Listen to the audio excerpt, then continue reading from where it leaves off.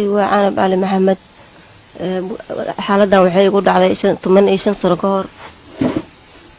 intaasna waa naafan iska ahay waxaan ku naafeystay gacan bila aadan ibkaas oo dhan waa ihayay marka walaalaha muslimaan caawi jiray guri kira waa deganahay ilmihii ismay rabaan badara waxay cunaan rabaan waxay wax masuubsa karno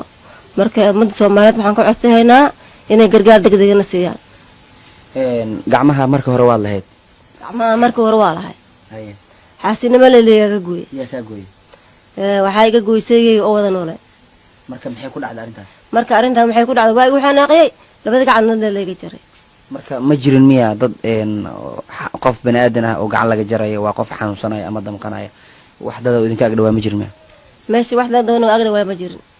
meel baadiye ah haya marka kadib maxaad ka war heshay xilli aad soo naaxday mar damba ku jirto aniga xilliga aan soo naaxay isbitaalka kaysanaya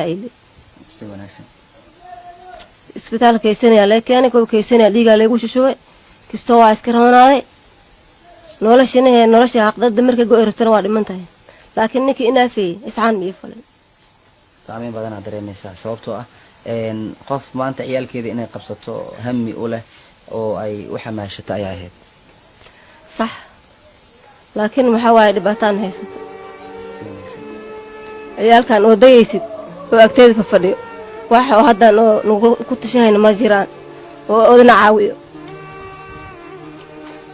marka alxamdulillah rabbil caalamiin maama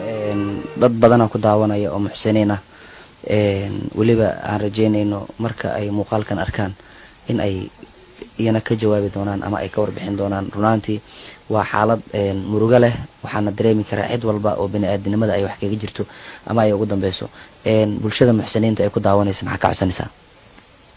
may umada Soomaaliyeed waxaan ka codsanaynaa in noo kaalmeeyaan in garab qabtaan ilmihii daryeelay rabaan waxbarashay rabaan wax la arkay rabaan anigana horta waa way kana aan afaan ah gacan bilaadana ku naafeystay marka umada Soomaaliyeed oo walaalaha alxamdulillah de ana caawid ama maxaan caawiyaan in garab qabtaan ka codsanayna daawade waxaan